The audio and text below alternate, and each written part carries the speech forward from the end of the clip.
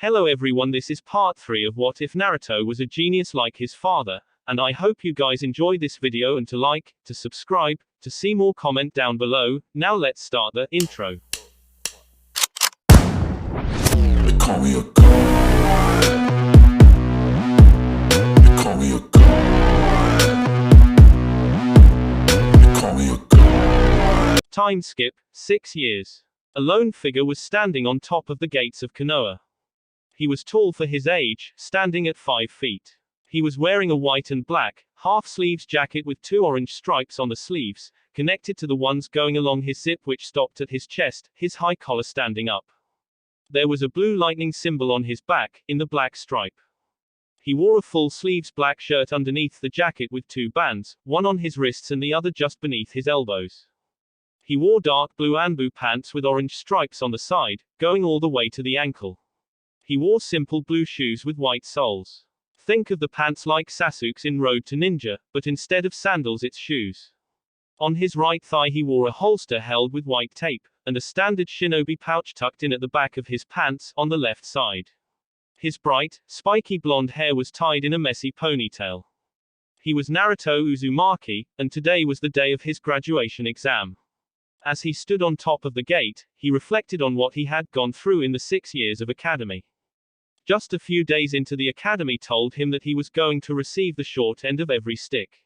Even though he had no need to learn the academy taijutsu style, he could tell that the stances taught to him were all wrong. But he gave no indication that he knew this. Theory lessons were roughly the same. The teachers taught the different concepts in the class, but never answered any of his doubts. Instead, they tried to sabotage his answers as much as they could. Not that they could do that. Being a genius had its perks. On the bright side, he made a lot of new friends. Friends that he could actually count on. Hinata Hyuga of the Hyuga clan was the first friend she made. He could tell she was an incredibly shy girl who had confidence issues, but a very warm person to befriend. She spoke in the language of stutters, which for some reason, seemed to intensify around him. Her face also turned very red whenever he spoke to her and she fainted most of the times, which is why he let her do most of the talking. She became his friend after he saved her from bullies. Chuji Akamaiki of the Akamaiki clan was a chubby boy who always seemed to have some snack in his hand. Chuji had a very big heart once he got to know him through a shared lunch. He was a very caring person, very kind and strong. But he also suffered from lack of self-confidence. He was also very sensitive about his weight, angered very quickly if someone called him fat. Nonetheless, Naruto considered him a dear friend. Shikamaru Nara of the Nara clan was Chuji's best friend, because he was the first one to look past his weight and find who Chuji truly was. He was also incredibly lazy, his catchphrase being troublesome. Along with that, he was probably the most intelligent person Naruto had met. He didn't know Shikamaru's exact IQ, but he knew his lazy friend was high up in that department, even more so than Naruto. Shikamaru was a true genius at shogi, which is where his weakness also lied. He spent most of his time cloud gazing, or playing shogi to sharpen something which was already sharp. He was the epitome of lazy. But Shikamaru and Chuji were Naruto's closest friends. They even took part in the occasional prank that Naruto played. They even enjoyed the punishments they got together after testing their teachers, Iruka Yumino's patience. Every moment he spent with them, a strong desire to protect them pulsed in his heart. Kiba Inuzuka of the Inuzuka clan was more of an annoyance that grated on his nerves. He was short-tempered and impulsive, which did not help him at all. He was also headstrong, which was probably the reason he got very easily angered in his spars and made mistakes. He always carried his Ninken, Akamaru, with him at all times. Akamaru was a small puppy who fit in Kiba's jacket. He always responded to Kiba's nonsense and was always on his side. He held a one-sided rivalry with Naruto and Sasuke. Shino Aburame of the Aburame clan was a calm, collected and a mysterious person, a stark contrast to Kiba's personality. He rarely smiled and gave almost no emotion away while speaking. He was always on the side of logic, always having some sort of explanation to his answers. It always drove Kiba nuts when Shino started to preach logic to him. Naruto made friends with him because Shino was also treated like an outcast because of his ability to control insects. Naruto could empathize with him. He sometimes sat with Shino just so he could enjoy the silence. Ino Yamanaka from the Yamanaka clan was a very loud, outspoken girl, and a very devoted fangirl of Sasuke Uchiha. She was also very proud of her appearance, eating less so she could appear more attractive for her, Sasuke-kun. She was a very kind-hearted person at heart, but that side of her was rarely seen by Naruto. She also loved gossip and had made her goal to ensure that nothing stayed secret from her. Not someone he trusted right now, but was sure he would later. Sakura Haruno was a civilian girl who was a rival of Ino's for Sasuke's attention. She was highly self-conscious about her large forehead, which she hid behind her pink bangs. She only had eyes for Sasuke, and often tried to ask him out on dates. Of course, she was always denied. But she tried to immediately hit Naruto after every denial, believing it was his fault. Of course, Naruto never allowed her to hit him, but simply avoided her. There were times though, when he suspected she had split personality disorder. He didn't trust her at all. These people were the only ones who were worth acknowledging. The rest of them simply treated him as the rest of the village did.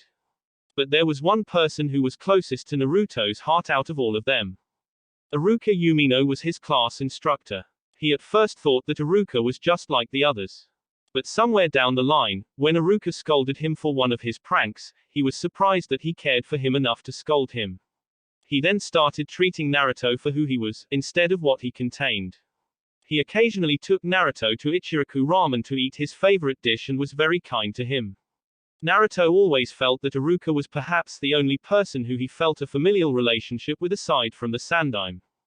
Sasuke Uchiha was, in the simplest terms, a class A douchebag. He always acted like he was the god's greatest gift to mankind. In short, Naruto was stupefied how arrogant Sasuke was. He always brooded in class, which somehow his fangirls perceived as cool. He had perhaps the strangest personalities Naruto had ever seen. A mixture of superiority and inferiority complex. Naruto hated how Sasuke was labeled a genius, when he really wasn't. Genius was what Naruto would call the Yondaime Hokage, the Nadaime Hokage, Kakashi Hatake and Itachi Uchiha. Not Sasuke. Sasuke always evaluated new people that he met. If they were weaker than him, he would arrogantly disregard them, feeling they would hold him back. If they were stronger, he would relentlessly try to surpass them, believing he should be their equal, if not stronger. This infuriated Naruto the most. He hated how Sasuke believed that he should have no equals. He knew how Sasuke's clan was massacred in a single night by the prodigy of the Uchiha clan, Itachi. No one knew why he had done it, but it had left Sasuke deeply scarred. Naruto tried to befriend him at first, thinking the lone boy could use a friend. Instead, he was rudely rejected and outright insulted. Sasuke had said that he had no wish to befriend the class clown, who was also the dead last. Since then, Naruto simply stopped interacting with him outside spars, where he forced himself to lose every time. He did not want to reveal all his cards just yet. But on the inside, he had a desire to be acknowledged by him. His training had gone very well in the last 6 years. He had finished his taijutsu training in 1.5 years, with 6 additional months of self-training. After that, Anko had proudly declared him to be a master of the snake-style taijutsu after getting stalemated in a spar with him. It was after this he had started creating his own style, using the snake style as foundation. His own imagination was very useful in creating moves, blocks, strikes that were completely unique to his style. After he had mastered the snake style, he had started to work on his speed and with the help of shadow clones, had drawn resistance seals on his body. It was a bit weird at first, but he quickly got accustomed to it. Currently, he was on the 12th level of the resistance seal. He could have already started using the training simulation, but felt that the time was not right, so he held off until he became a genin, preferring to spar with Anko. Her help was invaluable in creating his new style, which was very unpredictable, exactly how he wanted it to be. His style had an attack stance, but he preferred to let his opponents attack him first. He had incorporated his danger sense into his style, making it even more efficient. His style was a combination of linear and unpredictability. He would attack whenever he saw the openings and attack however he could. He had based his style so he did not have any restrictions or limitations. In short, he had successfully created and mastered his own fighting style in 5 years, and just like his father said, it was as aggressive as fire, as sharp as wind, as fast as lightning, as strong as the earth, as fluid as water, and as unpredictable as the nature. The perfect fighting style. He decided to name it the Elemental Fist. Pretty badass. His sensory abilities had been perfected over the course of 6 years. He had help from his Jiji, whose sensei, the Nadaime, was said to be the greatest sensor of his time. He had graciously allowed him to study his sensei's scrolls on sensing. The more Naruto read, the more he was convinced that the Nadaime was a genius of his father's caliber.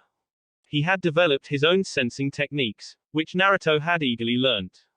Naruto could now accurately sense chakra to the point that he could identify nature affinities if he concentrated hard enough. His ninjutsu had progressed as far as well. His chakra control and reserves only increased over time, and he made sure he had enough jutsu in his arsenal of all 4 of his affinities. He had also created a way of copying jutsu from others. Whenever he would watch someone perform a jutsu, he would immediately hone in on the chakra in that person's body, sensing how it was being molded. His photographic memory combined with his now controlled danger sense ensured he could copy hand seals in slower perception. This skill had greatly impressed his Jiji. He was also pretty smug about the fact that he had successfully copied the great fireball jutsu from Sasuke from when he had once watched him train. Also, he had literally begged the Sandaime to let him study from the Nadaime's library, considering that he had 4 affinities that could rival Tobirama's water affinity, and the former Hokage literally had a huge library that was full of jutsus of all nature transformations. Sarutobi was outraged at his request, but Naruto had reasoned that he had the ability to make use of them. Besides, the Nadaime had no use for them now since he was dead. Sarutobi had very reluctantly allowed him to study from the library, but had made him swear that he won't tell anyone. The fact that he was a seal master had helped him study and understand the Horatian scroll his father had left him. He had to admit that it was incredibly complex. From what he understood, it was a part of the rarely studied field of space-time. It was a perfect combination of ninjutsu and fuinjutsu. His father had left him an astounding amount of chakra theory for him to recreate the jutsu. In summary, it was using fuinjutsu to create a temporary tear in space-time, traveling through it and appearing on the other end near instantly. It relied on the principle of teleportation. Once you enter the tear of space-time, your body is dispersed into millions of particles of chakra that reassembled just before you exited the space-time. Naruto's challenge was in recreating the Jutsu Shiki seal formula. His father's famous kunai had only 5 kanji on it that he used very successfully. The scroll was enormous, even with his father's improved notes. He had to shorten it, just like his father did, into 5 or 6 kanji. At first he had made the mistake of using his father's formula, imprinted on a kunai, the difference being that instead of his father's chakra, it was his. It even sort of worked, but he slowly discovered the problem in that method. It was taking him too long to sense the kunai. He was wasting chakra as well. He had then reread that every Horatian formula was unique to its user. He had to painstakingly start from scratch to build his own formula, which would require a lot of time. 2 months of curses and ink marks later, he had proudly created his own Horatian formula, with a few interesting modifications of his own. He had modified his formula so that instead of sensing the kunai and forcing yourself into the space-time, which had become easier with his own formula, he maintained a very weak link with whatever he had put his formula in. Whenever he molded chakra and honed on a particular kunai, the link would instantly teleport him, without him having to force himself through. He now required significantly less chakra to use Horatian, and sensing the kunai became easier. His formula was 4 kanji symbols forming the phrase, fall down 7 times, stand up 8. It was his proudest creation yet. There was one last modification he had made, but gave credit of it to Kurama. Kurama had very strategically pointed out that he would not be able to use Horatian in places where there is water. For 4 days straight, he worked on another formula which would allow his kunai to stick on water surface. When he had finally tried the Flying Thunder God, he was ecstatic. But he also discovered the jutsu's disadvantages. It took time getting used to. It took him 37 successful teleport attempts to end up on the other side without nauseating. He still sucked at genjutsu. No matter how hard he tried, he couldn't perform a single one. But thanks to his sensory abilities, he could easily break out of one. But this hadn't been tested as of yet. Kurama had very patiently told him that due to the abundance of yang chakra in him, He could never perform genjutsu, which required yin chakra. He had pondered on whether to learn kenjutsu or not, but something inside him, not Kurama, told him that he was not cut out for it. To compensate for it, he had perfected his fighting with dual kunai held in reverse grip. He also knew that he could coat the kunai with wind chakra to sharpen it and lengthen its reach, but had yet to try it out in a real fight. An important thing he had discovered in the last 6 years was that he was alone. He knew that before as well, but had no idea how bad it was. Whenever the parents would come pick their children up, they would turn scornful gazes on him. It cut him every time, but he never allowed it to show on his face. He simply covered with a bored, indifferent look. He had developed a technique of his own after learning the Shunshin no Jutsu, just for battle purposes. The Shunshin simply took too much time for his taste, and he did not want to become too reliant on the Hiraishin. Therefore, he created Shunpo, the flash step. He would focus his chakra into his leg and would vanish in a sudden burst of speed. He created this for short-distance purposes in a fight. He was probably at low chunin to mid-chunin speeds, counting with the resistance seals on. He also had his IQ tested by Gigi. With an IQ of 177, he was one of the rare geniuses that came once in a generation. He was in league with the Yondaime, the Nadaime and Itachi Uchiha. As he stood upon the gates reminiscing, a sudden noise caught his attention. He smirked. That's right, all the alarms would be sounding now, waking him up from the precious sleep. It was his final prank before he became an official ninja. All the civilian council members had been pranked by him. He had set off a timed release stink bomb in each of the houses, courtesy of Fuinjutsu. He knew the blame would come onto him, but he had made sure nothing connected him to the crime. He also knew that the Anbu would be searching for him due to his prankster reputation. Normally he would proudly take credit for his work, but since it was the important people this time, he made sure to have an alibi, which was the academy. He had specifically set him off just 5 minutes before the first bell rang, 10 minutes before which he was already in class usually. He easily sensed the Jutsushiki he had imprinted in the tree outside the academy and silently vanished in a tiny, blue flash. Appearing on the tree, he closed his eyes as if searching for something. The next moment, the air around him shimmered a little. Naruto then puffed into smoke, signifying that he had perfectly substituted with the shadow clone that was sitting inside the class. The class was as usual, very noisy and chaotic. Thankfully, his shadow clone was sitting on the last bench, which meant he did not draw unnecessary attention. As the memories of the clone came to him, he blinked and then scoffed at the stupidity of the people. Did they really think I would keep wearing that orange jumpsuit? The shadow clone had received stares from people in his change of clothes. Sakura had yelled at him to not act like he was cool, but he had ignored it easily, as was his habit. The clock struck 8, and Iruka-sensei entered the classroom followed by Mizuki-sensei. Naruto hated him. Mizuki always tried to fail Naruto in all the tests by casting genjutsu on him, making him appear tougher. But Naruto paid no mind and continued writing the wrong answers to maintain his facade of dead last. He gave no indication that he knew of Mizuki's pathetic ways to fail him. Finally, the class settled down and Mizuki handed out the papers. As he gave it to Naruto, a very ugly sneer appeared on his face, kind of like a sick smile. Naruto looked at his paper and back to Mizuki, who seemed to be glowing with triumph. Naruto sent an, "Are you kidding me?" look mixed in a deadpan stare. He then promptly dispelled the genjutsu on the test, making a blank page appear. "So this is your game," he thought with amusement. Raising his hand, he said in a cool tone that perfectly matched his facial expression of bored indifference, "Mizuki-sensei, I believe that you put this blank page here by mistake." Mizuki's thunderous expression almost made him smirk, but he reined it in with experience. He came up to Naruto, a smile straining his face. "Thanks for pointing it out, Naruto. Good thing you spotted it, otherwise you would have failed," he said, placing the real test on his desk. Turning back, a furious expression came across his face. How did the demon spot the genjutsu? He never could do it before. Usually when tests were conducted, Naruto would purposely answer so he barely passed or failed. But today, he decided to let his intelligence shine through. He could hold back a little less today. He finished the paper with 20 minutes to spare, but kept the appearance of writing as to avoid suspicion. He could see that Sakura and Sasuke had also finished roughly at the same time.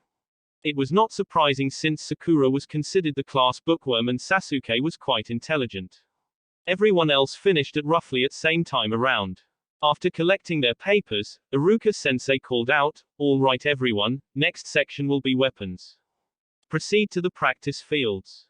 Naruto waited in the crowd for his turn. Since it was alphabetical order, he was pretty much in the last. He watched as Sasuke's turn came and observed as Sasuke hit all the 10 bullseyes for kunai and shuriken, save for one. 9 bullseyes out of 10 was the highest score yet. Finally, it was his turn. He went in front of the crowd and to the box where the shuriken were kept. He took 5 of them out and holding 3 in his left hand and 2 in his right, threw them all simultaneously. He watched as they all hit bullseye with boredom, as if he did this every day. He proceeded to do the same with kunai. The whole class was shocked and gaping at what they saw. Naruto Uzumaki, the class clown and dead last, had beaten Sasuke Uchiha's score very easily. The said Uchiha was frowning heavily, not liking that the dead last of the class had beaten his score, that too looking as if he was barely concentrating. Iruka was shocked as well. Naruto never displayed such skill before. "Gee, good job, Naruto. You have the highest score in the class," he complimented, before moving on to the next student, not noticing that Mizuki was barely keeping himself from strangling the blonde. The said blonde turned in his direction and gave a smirk, infuriating him even more. After the weapons part of the exams was over, Iruka called out, "Everyone, gather around for the taijutsu portion of this exam." Naruto frowned minutely at this. Every time they practiced taijutsu, he was always up against Sasuke, no doubt because Mizuki wanted to see him lose. This time would be no different. He was right. "Sasuke Uchiha and Naruto Uzumaki, please enter the ring," Mizuki announced almost gleefully. He was fully prepared to see Naruto beaten down and if he was lucky, he could fail him. "Beat Barker Naruto, Sasuke-kun," Sakura screeched, causing many people to cover their ears. Ino supported her by shouting as well, "Show him you're the best, Sasuke-kun." Naruto could have sworn that he saw blood coming out of Akamaru's ears. Almost no one cheered for him, but his sensitive ears caught a soft-spoken voice saying, "Gee, good luck, Naruto-kun." He smiled in thanks at Hinata, who fainted at his smile. He then turned his attention towards Sasuke, the same bored look from before back on his face. Sasuke stepped in with a serious frown, still feeling upset that the Dobe of all people beat him. Naruto still had the infuriating look of bored indifference on his face, as if he barely considered Sasuke a challenge. Sasuke almost snarled, "That Dobe is mocking me." "Hajime," Mizuki called out and jumped out of the ring. Sasuke slid into his clan's fighting style, the interceptor fist. Since it mainly relied on the Sharingan, he could not use it to his full potential. "But I don't need the Sharingan to beat Dobe of all people," he thought smugly. But wasn't prepared for what came to him. Naruto was contemplating whether he should end this quickly or prolong it, just to see how angry he could get Sasuke. "Nah, I'll end this quick," he thought. He would use every advantage he could get. It was his fighting style after all. He stood in a semi-ready stance, watching as Sasuke did not bother to enter his until the signal to begin was given. "Got him," he thought with a mental smirk. As soon as the signal was given, Naruto didn't waste any time to get into a stance. Sasuke had provided an opening, and he would fully use it. He used the speed he had built up all over the years to get into Sasuke's guard in an instant. One moment Naruto was standing opposite to him, another moment he was kneeing Sasuke's chin, very painfully. The force of the blow was such that Sasuke was thrown right out of the ring. Even though he recovered midair and was able to soften his landing, a furious expression was on his face. Kurama was heartily laughing inside his mind, pleased to see Sasuke getting his ass handed to him. The class was silent for a moment. Naruto had beaten Sasuke a second time, that too in just one move. Then came the accusations, "Naruto cheated, Iruka-sensei. There's no way Barker Naruto can beat Sasuke-kun. He cheated, Iruka-sensei." Iruka was getting fed up at how the fangirls were shouting ridiculous and useless accusations. He could see what Naruto had used was pure speed, and nothing else. "Shut up. Naruto has not cheated. If anyone knows better speak up." Naruto was watching the drama unfold with hands crossed across his chest, amusement dancing in his eyes. He almost laughed when Sakura, the ever-devout fangirl, screeched, "Iruka-sensei." There's no way Baka Naruto could beat Sasuke-kun. Therefore he must have cheated. That's a very logical reason, isn't it? Naruto thought with sarcasm. Iruka turned a stern glare on her, and just how did Naruto cheat? Care to explain, Sakura? Sakura opened her mouth, but closed it since nothing came to mind. An embarrassed blush spread across her face and she fell back into the crowd. Iruka nodded and called out, everyone head inside for the ninjutsu portion. Mizuki was looking like someone shit in his breakfast and made him eat it. Don't you get so smug, demon. I will fail you somehow. He thought angrily. They headed into their class and everyone sat down, keeping the distance from Naruto, who had gone to the back of the class and had pulled out a book to read. All right, you will all sit here until we call out your name. When we do, come into the next room for your exam, Iruka said before calling the first student. Sasuke had long since gone back to brooding again, though this time he had a faint aura of anger around him. How is the Dobe so good? I never saw any signs of skill in him and every time he was the last in class, so why was he able to beat me that easily? It doesn't make any sense. He thought furiously. Soon enough, it was Sasuke's turn. He went out of the door and returned 5 minutes, a high-tie ate on his head.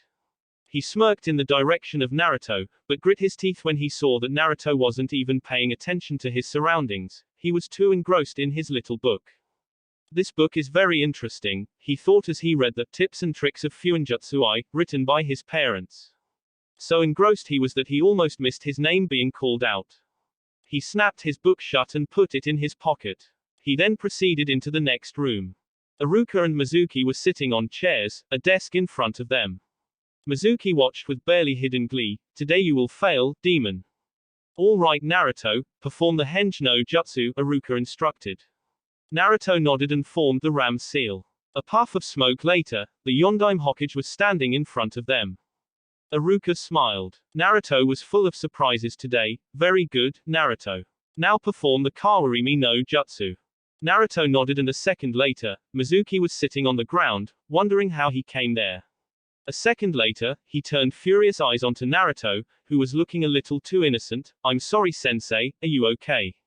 He asked, with fake concern in his voice. Mizuki got up and brushed himself. I'm okay Naruto, don't worry, he said with gritted teeth. Iruka nodded approvingly. Excellent Naruto, you performed it without smoke and without seals too. You get extra points for that. He looked up from the paper and said, lastly, perform the Bunshin no Jutsu. There was some fear in his voice. Naruto could never perform it perfectly. But Naruto surprised them yet again.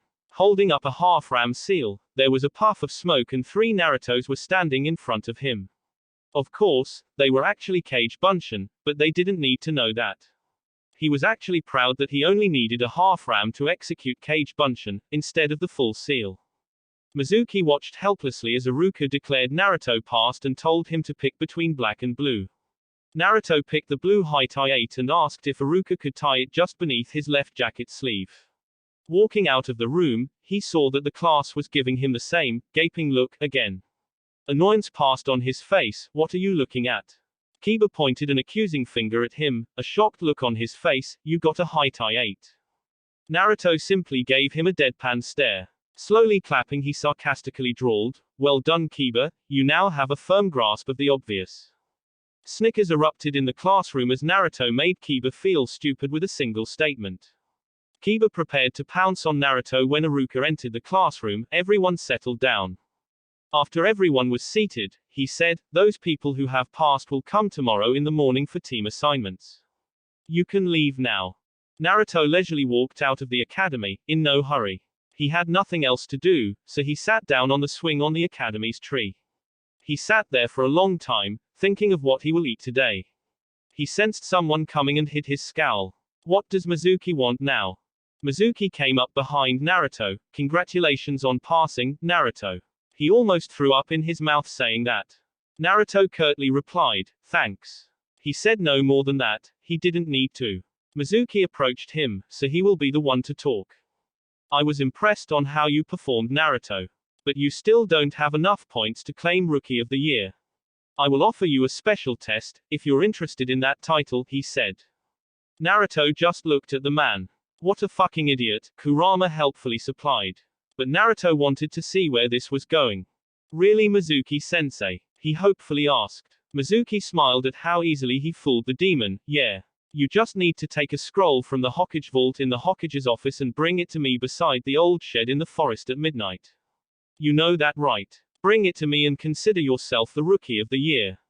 He said as he walked away. He really has a very low opinion of you, doesn't he?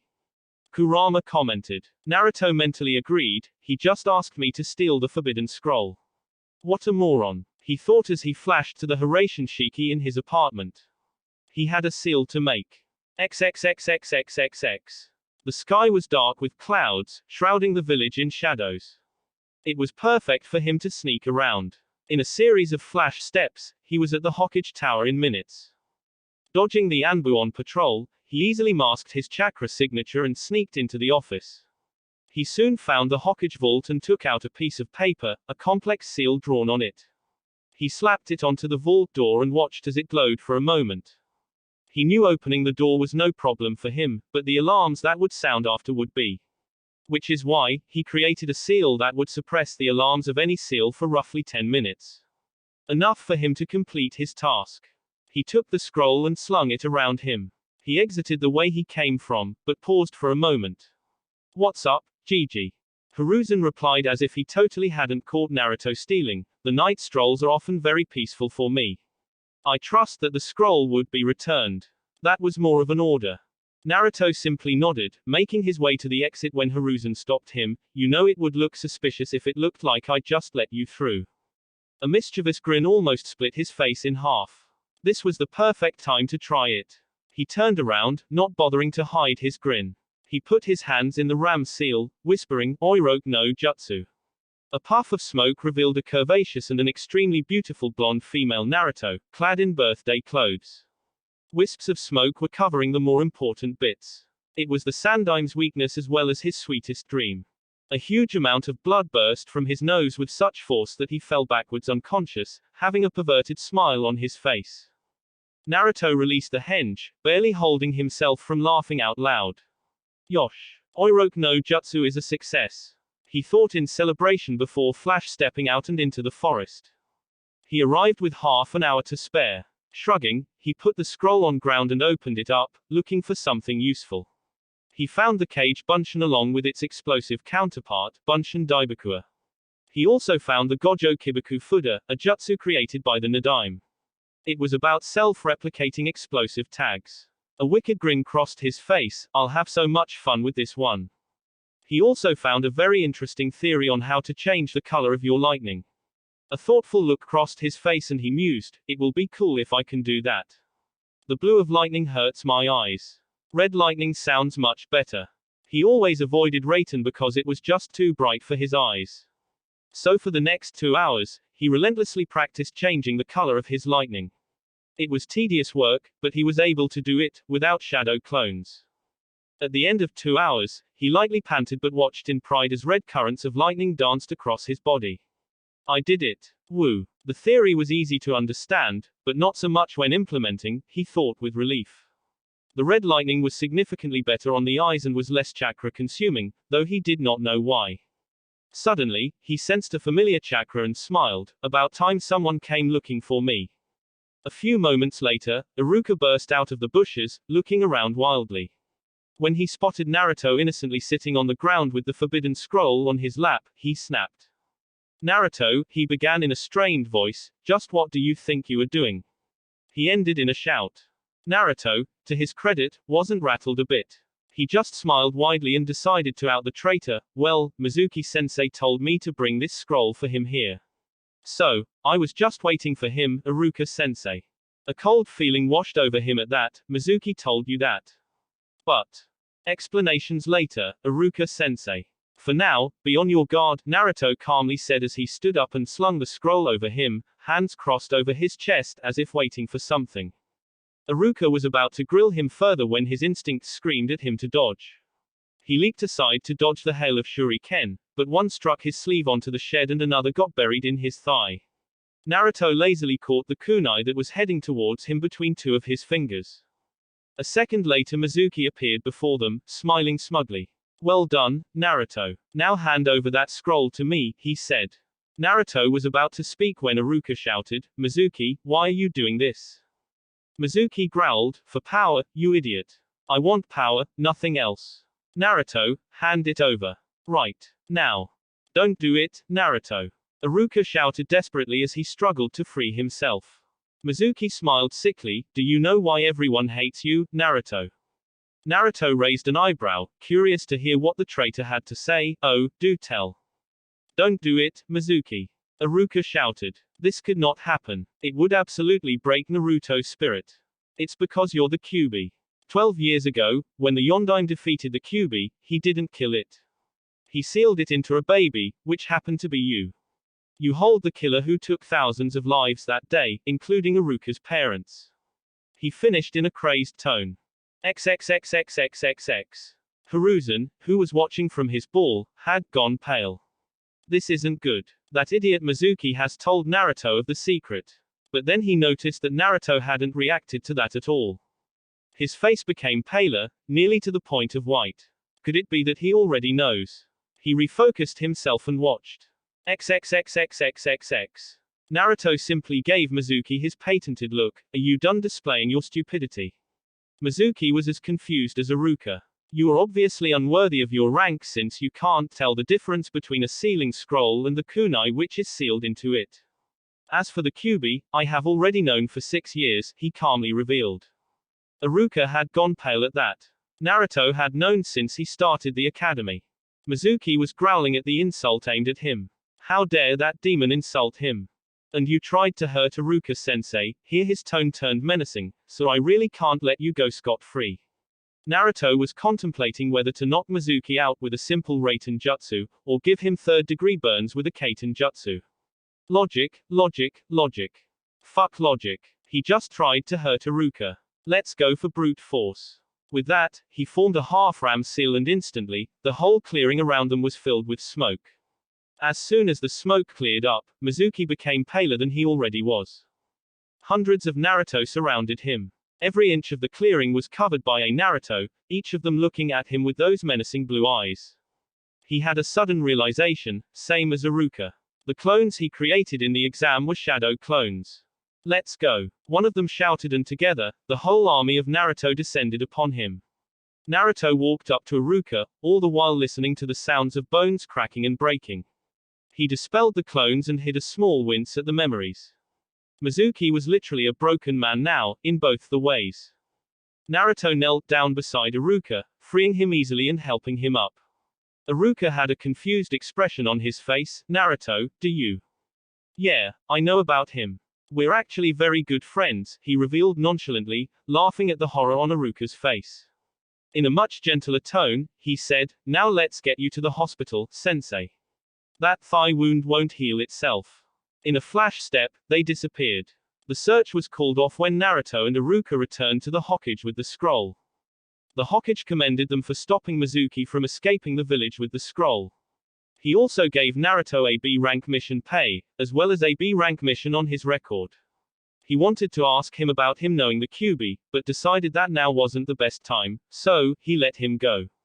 Thanking his Gigi, he exited the tower and instantly flashed to the Hiraishin formula in his apartment. He took off his clothes and fell onto the bed in his boxers. Pulling the covers on him, he smiled and closed his eyes. His shinobi life was off to a great start. Tomorrow will be interesting. Naruto had a hard time sleeping that night, but he could hardly be blamed. He was officially a ninja. On top of that, he would meet his new teammates tomorrow, but he had a bad feeling about that. He tried to ignore it, which was easier done than said. The feeling was easily buried beneath the excitement he was feeling. Over the years, his body had an internalized clock, which was very beneficial health-wise, but unfortunately did not allow him to sleep more than 7 hours, no matter how much he wanted to.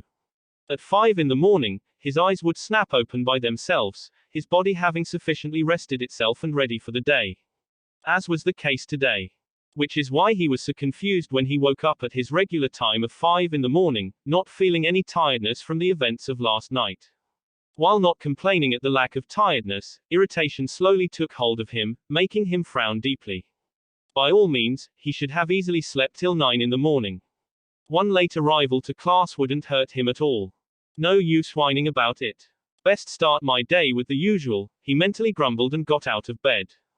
Quickly finishing his morning rituals and dressing up, he took 2 bananas and gobbled them up. He figured his irritation would be gone by the end of his morning run. Inside his mind, Kurama was trying to keep his sniggers from echoing in Naruto's mind. He had initially decided to let Naruto rest because of his late night, but his sense of mischief decided to manifest itself and he changed his decision. He let a larger amount of his chakra than usual in Naruto's body, just enough so Naruto would wake up at his usual time instead of his natural 7 hours. Stepping outside, Naruto felt the slightly chilly air of the morning. The sky was still dark, but it was perfect for him. A sudden thought struck to him, how about I run with my resistance seals off today? Get used to the normal speed. What do you say, Kurama? Kurama gave a yawn that reverberated through Naruto's mind. He forcefully clenched his jaw to prevent his own from happening. Kurama replied, it's a good idea. You should get used to running without seals every once in a while, Naruto. Otherwise, you wouldn't be able to control your own speed. You would just speed past the place you intend to stop. Naruto nodded, agreeing with Kurama. He wondered if his father had the same problems, but pushed those thoughts aside. Best get used to it gradually, he thought. Making a ram seal, he lowered the resistance seal on his body from level 12 to 6. The change was immediate. He felt really light and like the amount of energy in his body had doubled. He started running and was surprised at his own speed. Kurama had been frighteningly accurate. He was currently running at a speed which children would call close to sprinting, and the worrying part about the whole thing was, he wasn't even controlling it. At the end of this run, I will get used to this, he determinedly thought. It took him almost 5 rounds of the village to get used to it, and by the end of 5 rounds, he was comfortably running at the speed he usually ran, not having any feeling of being tired at all. I wonder if this feeling can be compared to freedom, he thought with a smile. Running without a care in the world, feeling as if nothing is holding you back. Eventually, he decided to sprint all out, and once he started feeling tired, he would run without any resistance, getting used to running without it. After another 1.5 lap of sprinting, he began panting and figured that the time was right to release the seal. He was just about to do it when he saw something ahead of him. He was closing on a person wearing oh God, is that a spandex jumpsuit? He was very much grossed out by the sight and figured overtaking the person was in his best interest. Instantly releasing the seal, he shot forward once more, having not increased his pace by himself at all. He was soon running neck to neck with a kid probably his own age who had a shining, bowl-cut hairstyle and huge eyebrows which looked more like caterpillars. Bandages wrapped up his forearms and his high tie 8 wrapped as a belt. He also wore orange leg warmers. The kid glanced towards him and flashed a brilliant smile of white teeth shining like metal. He spoke in a loud voice, a very youthful morning to you. May I know who you are? Naruto rose an eyebrow at the loud voice. Perhaps this is his normal way of speaking, he mused. Somehow, a quiet voice did not suit this kid. And what is with the youthful morning? Outward he said, good morning. It is nice to see someone else running at this time. My name is Naruto, by the way. He expected the usual frown of disgust and hate, but he did not expect the kid to react. My name is Rock Lee, Naruto-kun. You seem like a very youthful person, running at this speed in the early morning. You are clearly basking in the springtime of youth. Naruto stared at him as if he was speaking an entirely different language, which he probably was because he didn't understand a word of what he said. Inside his mind, Kurama had kept his eyes shut tightly. He had already scarred his mind by seeing Lee. He did not want to go insane from seeing him in motion. Naruto did the only thing he could without upsetting the boy. Hey, Lee, how about we talk later? I'm in a bit of hurry. Saying that, he sprinted ahead at full speed, leaving Lee to taste his dust. He felt bad about leaving him like that because there was a chance that that boy would be his future comrade, but he wanted to get used to his mannerisms slowly. The youth coming from Lee terrified him. Lee stared at the dust with wide eyes. Stars seemed to twinkle around him. What youth? To be faster than me with my weights off. Guy-sensei will be so surprised when he hears of this. Shouting this, he ran off in his own cloud of dust. Naruto ran full sprint until he reached his house. Climbing up the stairs, he thought about what he had observed while talking to Lee. While the bandages covered almost whole of his forearms, the fingertips were exposed. And they were scratched and bruised, heavily. That indicated that Lee trained his ass off every day. He also sensed Lee's chakra, which was so low that someone would mistake him for a civilian. Which probably indicated that Lee was running on pure speed, without any chakra. That meant Lee was a pure taijutsu type fighter. The amount of hard work it must have taken to achieve that speed. Lee has my utmost respect for his hard work, he thought with admiration. Kurama agreed, a genius of hard work, he truly is. Taking a quick shower, he dressed in his clothes from yesterday and quickly ate a cup of instant ramen, justifying it as a good day and easily ignoring Kurama's exasperated shake of head and adjusted his high tie 8 beneath his left shoulder. Taking a final look in the mirror, he nodded to himself and left his apartment. Hopping on the rooftops gave him a rare sense of thrill, which not many shinobi felt because of it being a usual for them. But many shinobi did not perform tricks on the rooftops as well.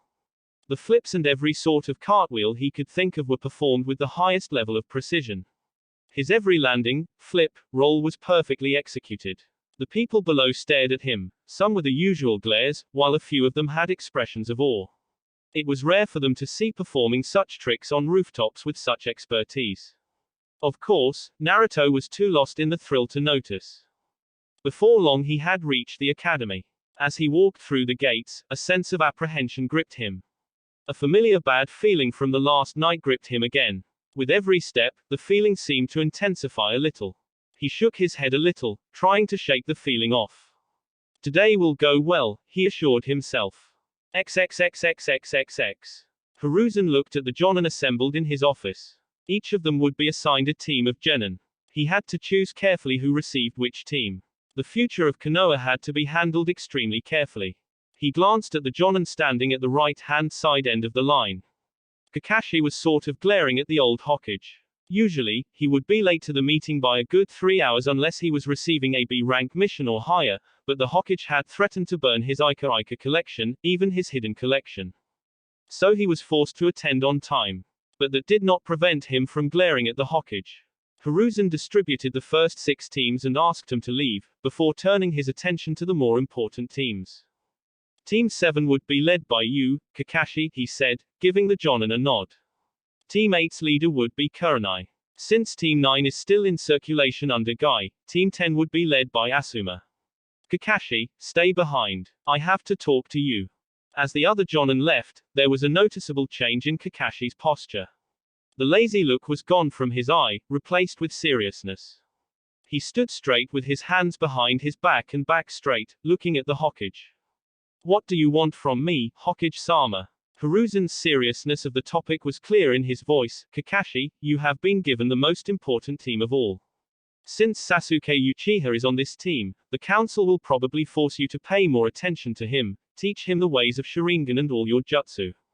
But you will not play any favorites. Is that understood? His voice was like an army commander at the end. Kakashi nodded. Hi, Hokage-sama. Hiruzen then motioned for the Anbu to leave the room. Once the room was completely secure, he leaned forward on his desk, chin resting on his hands. He suddenly seemed to switch from a serious personality to a weary one. Kakashi, Naruto will be on this team as well. That single sentence seemed to bring out Kakashi's memories that he did not want to remember. Memories of his sensei, memories of how he failed to protect Naruto from the villagers. I will not fail this time. You can count on me, Minato-sensei, he thought with resolution. Hiruzen continued in his grave tone, the council will probably tell you to ignore him as much as you can. But you will not do that to the only person who is connected to Minato, would you? Kakashi shook his head and spoke with steel in his voice. No, Hokage-sama. I am astounded that you would even say that. Hiruzen, however, was unfazed by the outburst. I had to check, Kakashi. I'm sorry for saying that. Kakashi nodded absent-mindedly, his mind already making plans on how to deal with his new team. A thought occurred to him and he asked Hiruzen, is there anything I should know about my team? Hiruzen leant back in his seat, taking a deep breath and blowing the smoke out. I could give you the files of your students, but observing firsthand is a better way. Won't you agree, Kakashi? Kakashi seemed to be in thought for a moment and then I smiled. Perhaps, this time he will be able to correct his mistakes. XXXXXXX. Entering the classroom, he saw that only half of those who had graduated were there. Eyes roaming, he spotted his friends Shikamaru, Chuji, Shino, Hinata sitting in the usual places. Shikamaru was dozing off as usual, Chuji was eating potato chips, Shino was examining his bugs, and Hinata had turned red as soon as she saw him. She began poking her index fingers together, avoiding eye contact. He also saw other kids who had graduated, playfully shoving each other, talking about everything and nothing at the same time. He was about to go to his usual seat in the back when he sensed a familiar chakra approaching. Turning to the door, he narrowed his eyes. Sasuke Uchiha had entered the classroom. He looked very different from yesterday, wearing a navy blue high-collared short-sleeved shirt and white shorts with holster tied on his right thigh. He also wore white arm warmers and high-tie tied on his forehead. He still had his usual air of arrogance and smugness around him. His posture carried confidence, which was clouded by arrogance. His coal-black eyes roamed the classroom until they settled on him. Naruto saw some anger seep into them, still sore about yesterday, Sasuke. He thought. Sasuke marched up to him, his hands in his pockets, implying that he had no intention of attacking Naruto. He stopped a feet away from him and looked in his eyes with almost a burning intensity, his narrowed eyes showing that he would be keeping an eye on him from now on. Naruto narrowed his own azure eyes in return, the cold intensity of them as cold as ice in response to Sasuke's fire. His eyes conveyed his response very clearly, "Bring it, Sasuke." They both were so lost in the glaring contest that Sasuke failed to notice one of the kids stumbling towards his back. He bumped into his back, shouting out at sorry. Before joining his friend's back. He did not notice the consequences of his accidental bump. Naruto's eyes had become as wide as saucers when Sasuke's lips crashed onto his own. He was so stunned from that he just froze on his spot, as did Sasuke, looking into each other's eyes with disbelief. He did not even hear Kurama's loud belly laugh at his situation, so shocked he was having his first kiss stolen from Sasuke of all people. He was even more horrified at the amusement he was feeling. This feels so wrong, on so many levels, he thought with no small amount of panic. Sasuke having thoughts along the same lines. He didn't imagine in his wildest dreams that his first kiss would be stolen by the Dobe. Just what did he do to deserve this? All he felt was disgust at feeling a boy's lips on his own. But the shock of the situation had frozen him to his place. This was the scene that Sasuke's most devoted fangirls, Sakura and Ino, along with other fangirls, were greeted to. They both blankly stared at him, not being able to form even full words, wa, ho. Naruto finally came to his senses and immediately stepped back from his spot, prompting Sasuke to do the same. Naruto rubbed his lips, slowly cleaning them off. Turning furious eyes on the dark-haired boy, he hissed, "What the hell, Kuso Yaro? Just what gave you the indication that I liked you? Unlike you, I happen to be an avid fan of the opposite sex."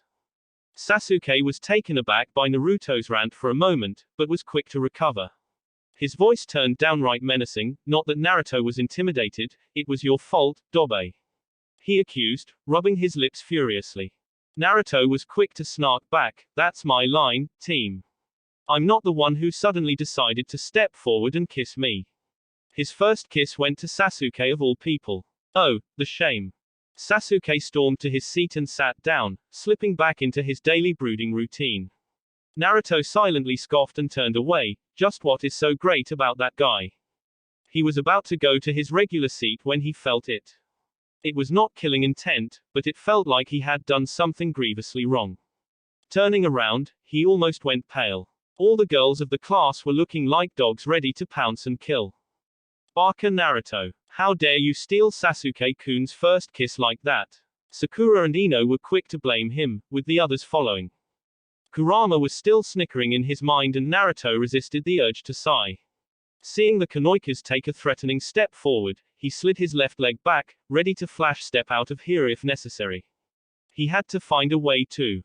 Everyone settled down. The loud voice of Iruka-sensei was heard in the classroom, but the girls didn't seem to hear it, ganging up on Naruto, who didn't look nervous at all. Iruka saw his favorite student being ganged up on by the Konoikas and put a hand on his face in resignation. Now what did you do, Naruto? Feeling the need to save his little brother, he activated his big head no jutsu. Settle down, you brats. The effect was immediate. All the girls were seated so fast they almost looked like they were teleporting. However, Naruto was immune to Iruka's jutsu for a long time and he calmly walked up to his usual seat and sat down, looking out of the window with a bored look. Iruka looked around the room and started his attendance. Aberame Shino. Here. Akamaiki Chuji. Here's sensei. The roll call continued but Naruto simply wasn't paying attention since his name was last anyways. Uzumaki Naruto. Right here, he waved his hand lazily. His response sounded way cooler than any of his classmates and for this reason, it rattled Sasuke's fangirls.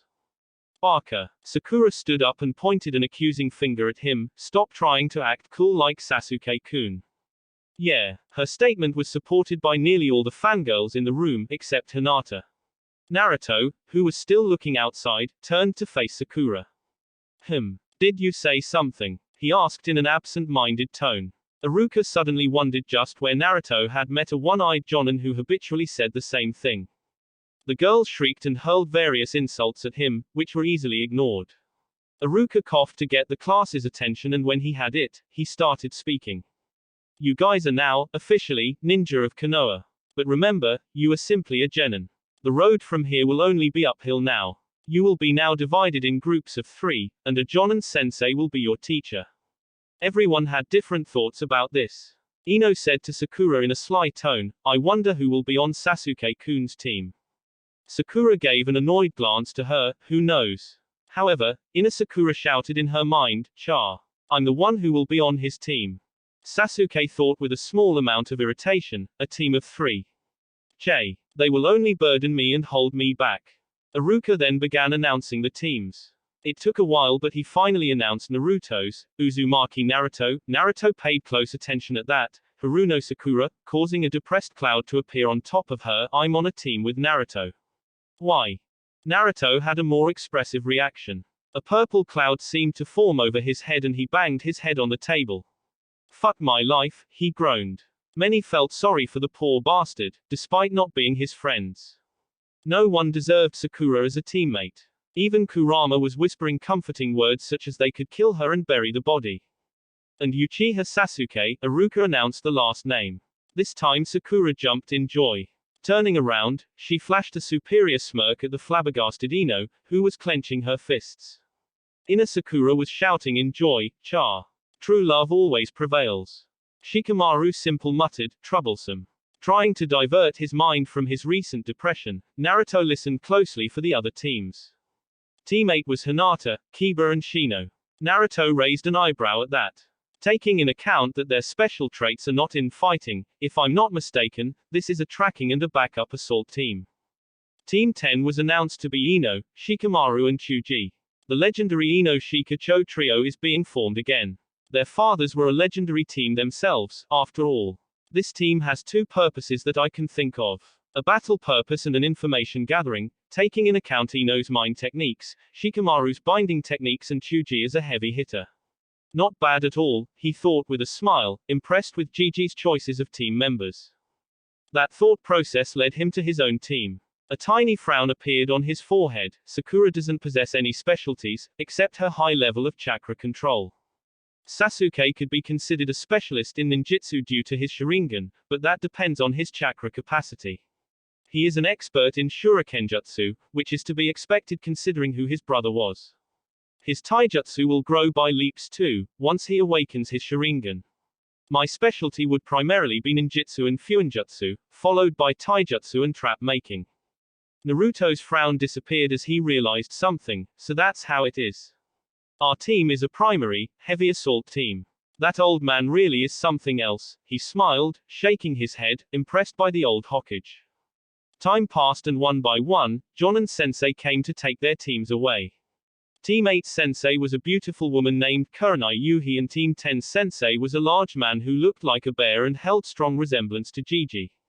He introduced himself as Sarutobi Asuma and took his team away. Many hours passed, but there was no sign of Team 7's Sensei.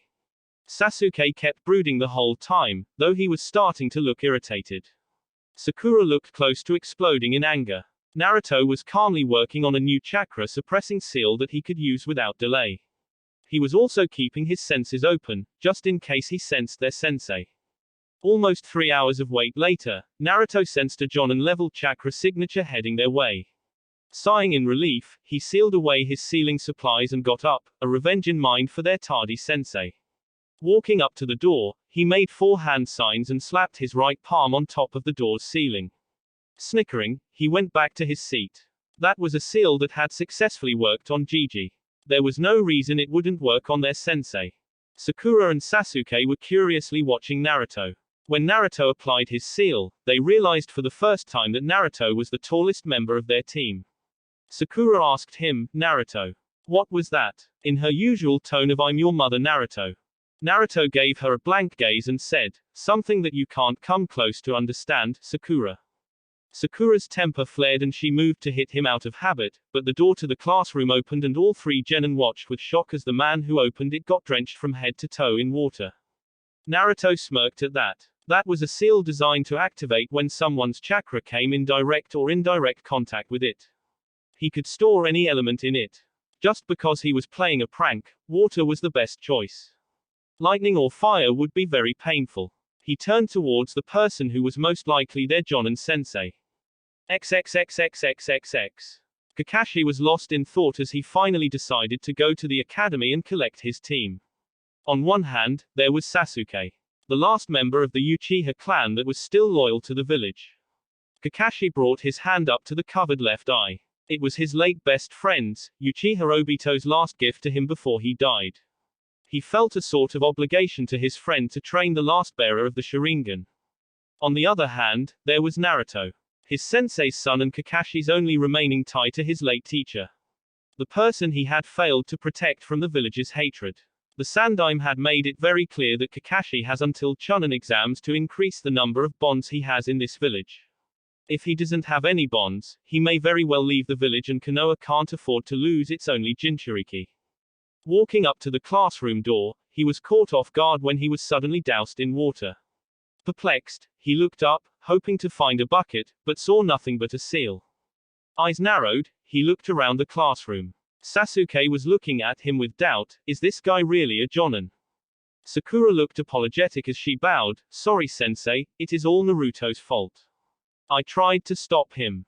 Naruto was simply smirking at the Jonin. With Kurama's help, he had identified the chakra signature as that of Dog, the Anbu sometimes used to protect him. However, Naruto's "I know something you don't" smirk definitely put Kakashi on edge. Kakashi was having his own thoughts about the 3. Upon seeing Naruto's smirk, he concluded that Naruto most likely used a seal to play the prank. Turning to Sakura, he thought, Sakura tries to protect herself using excuses. Eyes turning to Sasuke, he saw the boy turn his face back towards the window. Sasuke minds his own business. Doesn't seem to accept the other 2 as comrades. He sighed internally, there is not a single shred of teamwork in this team at all. Outside, he gripped his chin in a mock thinking pose and said in his lazy voice, how do I put this?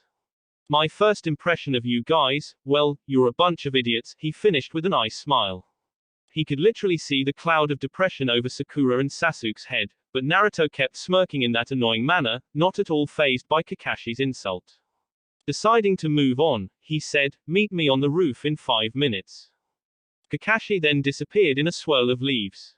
Startled by the sudden exit, Sasuke and Sakura scrambled and rushed to the roof, the latter scampering after the former. Naruto sighed, it was a good thing that he didn't have to hide his skills anymore. Grabbing the edge of the window, he swung his feet onto the wall and leisurely walked up it. Kakashi was as usual, buried nose deep in his porn when he felt it. Looking down curiously, he contained his surprise on seeing Naruto walk up to him. The boy was displaying a skill that not many people showed before graduating. Yo sensei. Naruto waved with a smile. Kakashi had nothing to say so he waved back, yo. It really made him feel like an idiot. Naruto walked past him and sat down on the steps in front of Kakashi. Just as he sat down, Sasuke and Sakura burst through the door, eyes widening when they saw Naruto had already reached ahead of them and was sitting nonchalantly. Sasuke's eyes narrowed, how did the Dobe reach ahead of me? Now that I think about it, I didn't see him following me and Sakura. So how did he get here? Sakura was in a similar state of surprise, but did not think much of it. She immediately sat down beside Sasuke, hearts in her eyes. Kakashi closed his book with a snap and said in his ever-lazy tone, "All right, why don't you introduce yourselves? You can start first, Tinkerbell." Sakura scowled at Tinkerbell, and spoke up, "Why don't you go first and show us how it's done, sensei?" Kakashi pointed a finger at himself, "Me. My name is Hitaki Kakashi. I have many likes and dislikes. My dreams are none of your business, and you are too young to hear my hobbies." He finished and glanced at Sakura, motioning to continue. All the three Genin sweat dropped. All we learned was his name. Sakura began speaking, "I am Haruno Sakura. I like," she glanced at Sasuke and blushed, "my hobbies are," she blushed harder, "my dream is," she squealed this team, making Naruto shake his head in disgust. Sasuke showed no reaction. Kakashi asked, "Dislikes?" Sakura was quick to scowl, "Ino pig and bark and Naruto." Kakashi thought with a resigned sigh, "I just had to get a fangirl." He motioned Sasuke to begin, "You next, Emo." Sasuke scowled like Sakura at the nickname, but spoke, "Uchiha Sasuke. I have few likes and many dislikes. I have a dream, no, ambition to kill a certain man and restore my clan." Sakura was looking at Sasuke with hearts in her eyes and thinking, Sasuke-kun is so cool. Naruto was thinking, doesn't he know that to restore his clan he needs girls and for girls he needs some personality? Kakashi had narrowed his eye a little, as I had thought. He motioned for Naruto to begin, "You next, Blondie." Naruto was not at all offended at his nickname and spoke with a small smile, "The name's Uzumaki Naruto. I like ramen and spending time with Iruka-sensei. I dislike the 3 minutes it takes for ramen to cook. My hobbies are training and experimenting with Fuinjutsu. My dream," his smile became a full-blown grin, "is to become the strongest Hokage ever." Kakashi smiled slightly, his hobbies are a bit unusual, but he has certainly grown up in an interesting way. He then said, "All right. All of you are unique and have your own ideals. We will start our duties from tomorrow. But there is something that the four of us have to do first." The deadpan in his voice was unmistakable. Naruto tilted his head ever so slightly. "What would that be, sensei?" "Survival exercise," Kakashi replied seriously. "But we already did enough of it in the academy, sensei," Sakura said with a frown. Kakashi chuckled, "This time, it's different because I'm your opponent." "What's so funny?" Sasuke asked, a little irritated. "It's your reaction you hear this. Of the 27 graduates, only 9 will be made genin. The rest will go back to the academy.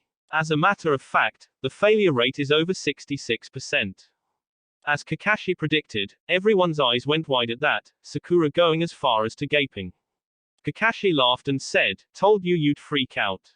Naruto then deduced with narrowed eyes, "Then it is quite clear that the graduation test was just to select those who have the potential to become genin, isn't it?" Kakashi raised an eyebrow, that was quite perceptive of him.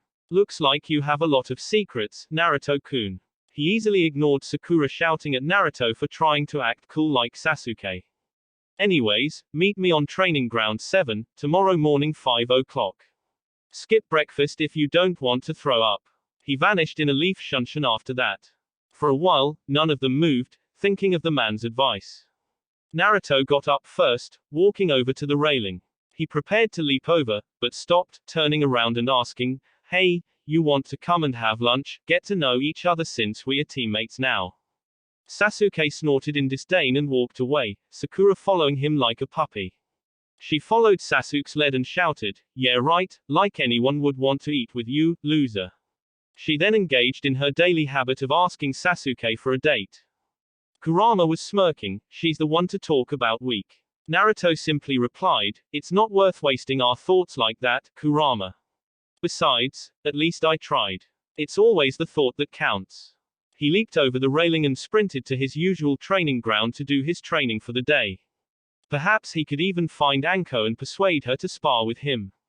XXXXXXX. Naruto laid on his bed, hands tucked behind his bed and eyes up at the ceiling.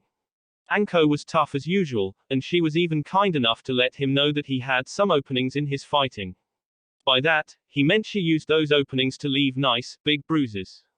He was not worried about that though, because he had already closed those openings. Right now, he was mentally conversing with Kurama. "How much do I let loose tomorrow, Kurama? The Hiraishin is not an option. That will only be revealed in the Chunin exams and not before. You can reveal 3 or 4 jutsus that you have, but not your red lightning.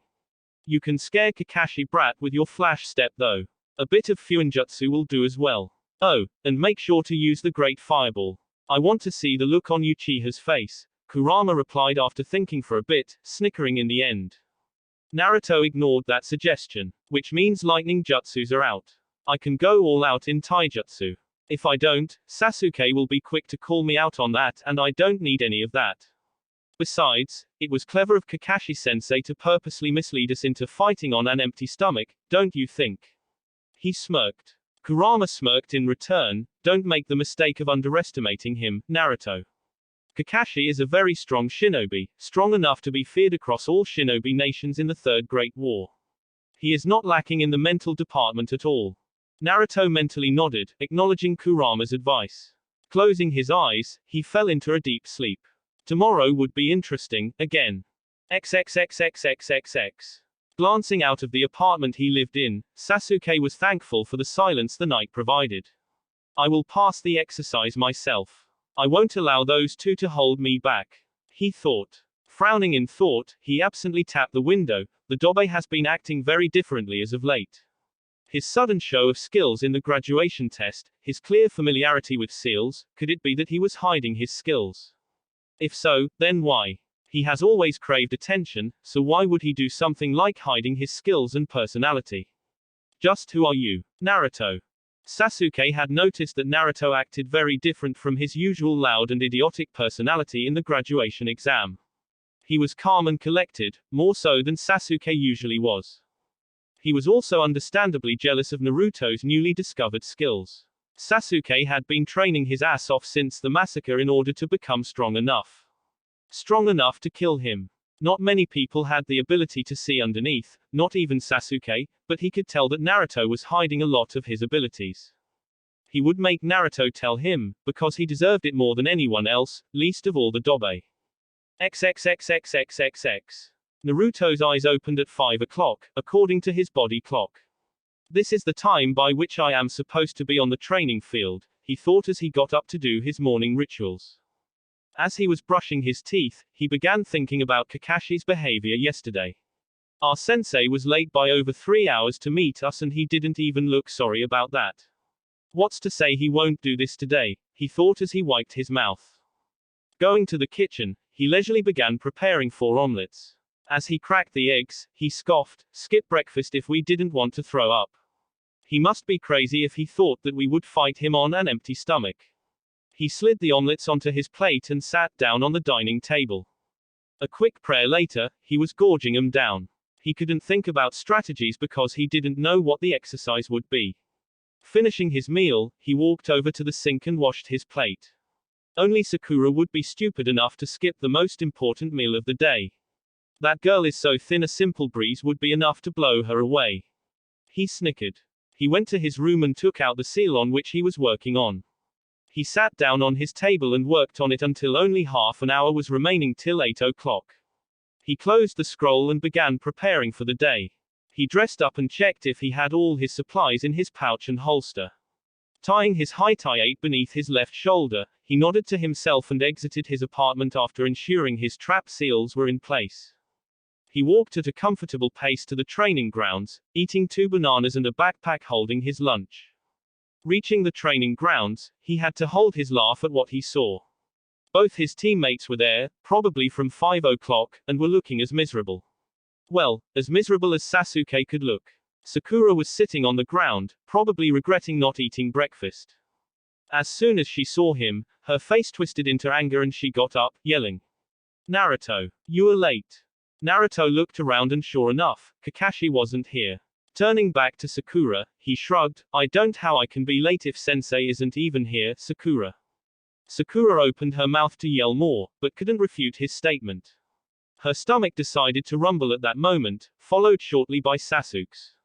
Naruto raised a disbelieving eyebrow, "They really are that stupid?" He spoke with disbelief, "You two didn't eat breakfast." The mentioned two shook their head, but Sakura yelled again, "Sensei told us not to eat breakfast, Barker. Why did you eat it?" Naruto glared at her, causing her to flinch. "I'm standing right here, Sakura. There's no need to yell." As for eating breakfast, he spoke as if speaking to 4-year-olds. It is the most important meal of the day, you know. Sakura's temper got the better of her and she moved to hit Naruto. But Naruto decided to teach her a lesson and caught her fist easily, his cold eyes freezing her in her place. I suggest you stop doing that. Otherwise, I'll do more than just catch your fist next time. His voice was a whisper, but it was cold as ice, letting her know he was dead serious. He even enforced his threat with a little key, making her sweat. Sasuke had been watching the both of them and had to admit that their interactions were amusing. However, that amusement ended when he heard Naruto's threat. He was surprised at how serious and deadly his teammate could sound. Naruto released Sakura's fist and walked up to him, asking, "Why didn't you eat breakfast, emo?" Sasuke glared at him, refusing to answer. Naruto shrugged and walked up to the posts, setting his backpack on top of one of them. He then sat down, legs crossed and eyes closed, waiting for their sensei to show up.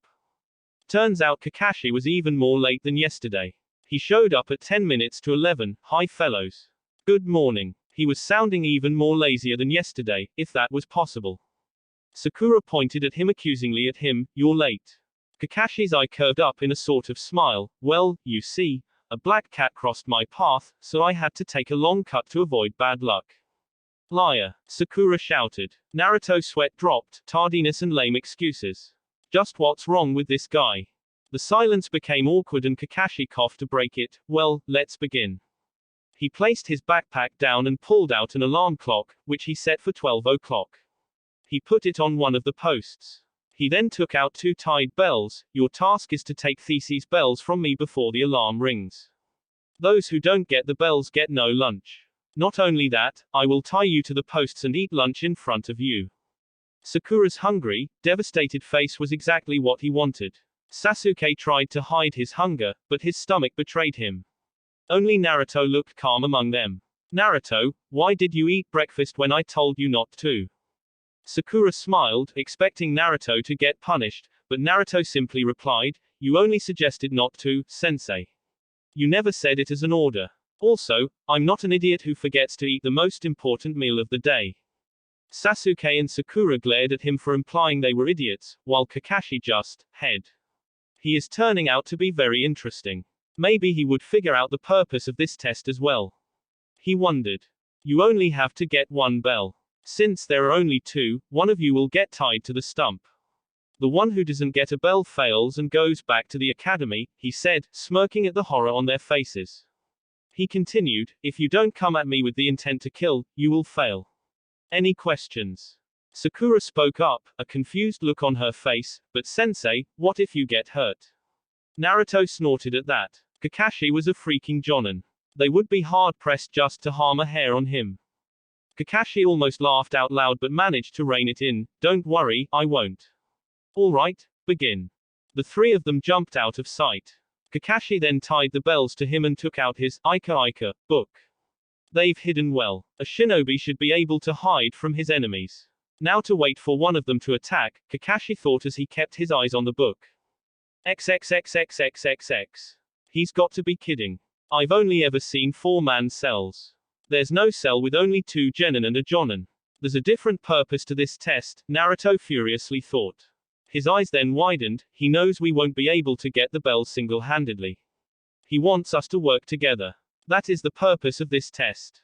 He smirked in victory, but that smirk turned into a frown. Those 2 will never work with me.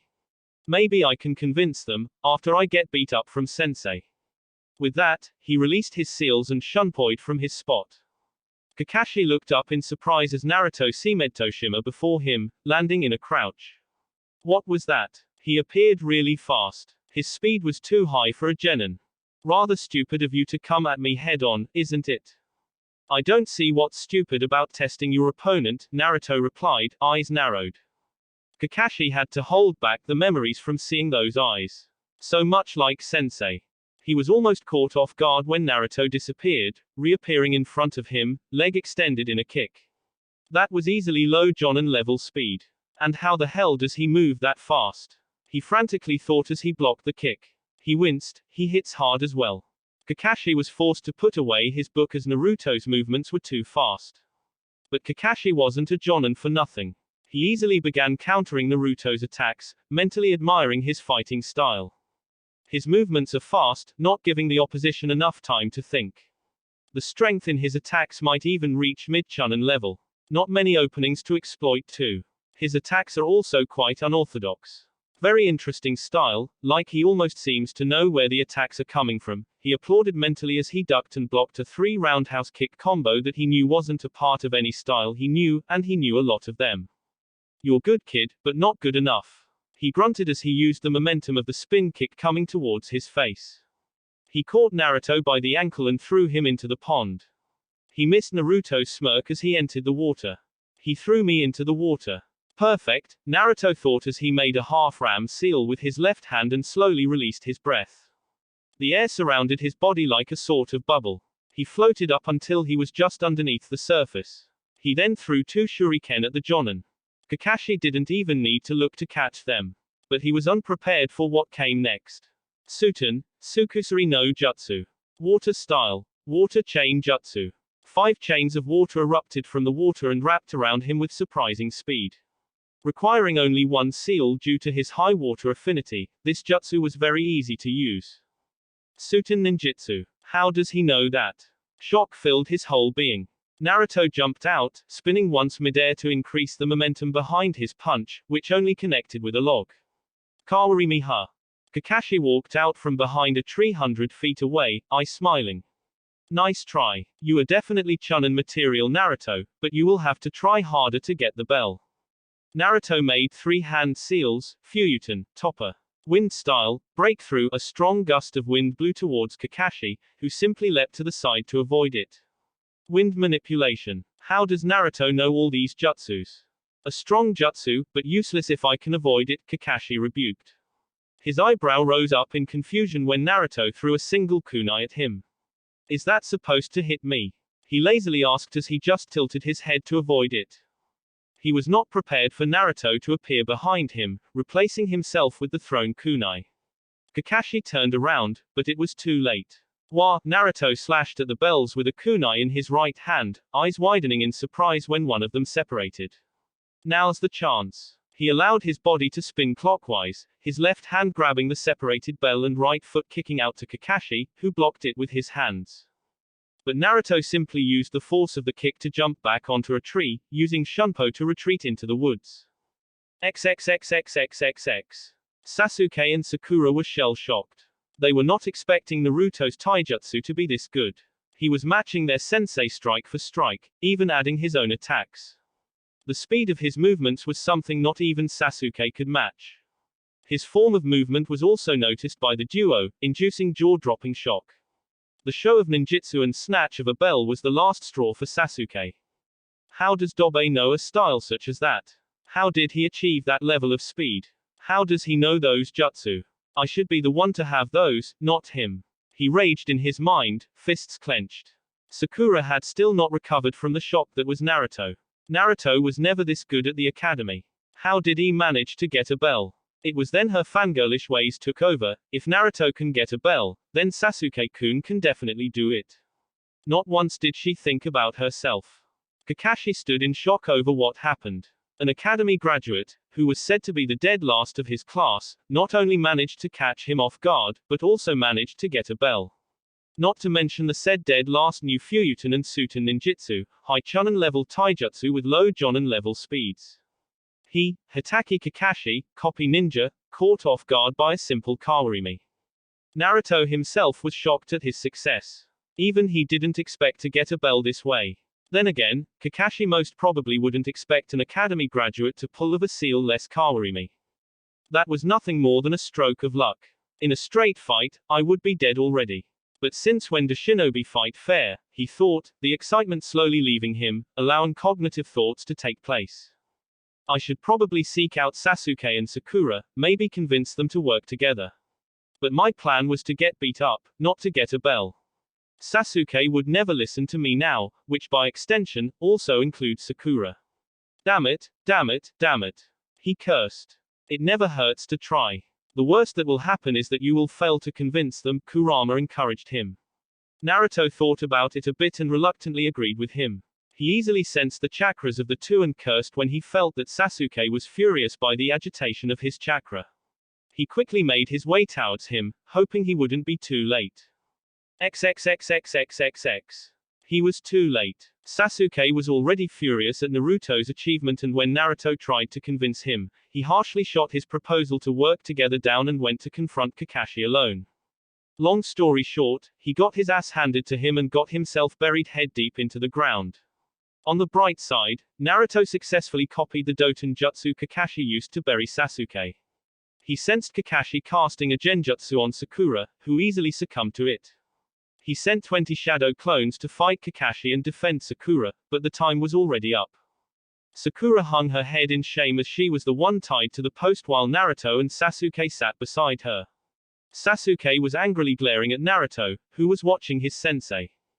Kakashi looked at the kids, shaking his head in disappointment. Only Naruto managed to get a bell. But that doesn't mean that you passed, Naruto. You all failed to grasp the real purpose of this test. Teamwork. The response came from Naruto. Sasuke and Sakura looked away from him, in anger and shame. Naruto tried to convince them to work together, but they didn't listen to him, because who did? Kakashi raised an eyebrow, a little late to realize, don't you think? Naruto gestured towards his teammates, they knew it. You can ask them that I tried to convince them to work together. But I already knew from the start that I would be shot down. Kakashi thought, he figured it out, and even tried to execute it, but knew he would be shot down. Sorry Naruto, but this group fails. Naruto's voice interrupted him, besides, teamwork is something that is established in the long run, sensei. You can't expect it out of people who have never worked together. Kakashi nodded, point, but it is also born out of necessity, which was this case. Unfortunately, you all failed to act on it. Silence reigned for a while as Kakashi let them think about it. Then he spoke, I'll give you all one more chance after an hour. If you fail even then, quit being shinobi. He harshly told them. The world of shinobi is not a playground for children. Be ready, and no one feeds Sakura lunch. He walked away after that, presumably to run an errand. Naruto easily sensed him hiding behind a tree, even though he was suppressing his chakra. He shook his head and turned to offer his lunch to Sakura, who blinked in surprise. Naruto, sensei said, it's fine. I don't sense him anyways, Sasuke said as he too offered Sakura his lunch. She gratefully nodded at him and ate, ignoring Naruto completely. Naruto shook his head and was about to dig in when he felt a sudden surge of chakra. Kakashi appeared before them, furious as hell. I told you not to feed her. Are you ready to face the consequences? The clouds suddenly seemed to gather and sounds of thunder could be heard. Sasuke spoke up, surprising Naruto, we are a team, aren't we? We will face the consequences together. Is that your choice? Kakashi asked, still radiating fury. The group nodded as one, resolution and determination in their eyes. Like a switch, Kakashi changed personalities, you pass. I smiled at them. Naruto still stayed wary, is that it? I smile disappearing, Kakashi said in a serious tone, yeah. I wanted to be sure you three would act as one. My best friend always used to say, those who break the rules are scum, but those who abandon their comrades are worse than scum. I wanted you all to accept each other as comrades. This is actually the first group I have passed. The previous ones were blockheads who couldn't get it. He gave them a nice smile and a thumbs up. Team 7 will start its missions from tomorrow. That will be it for this video. If you want more, comment down below, like, subscribe. And see you guys later.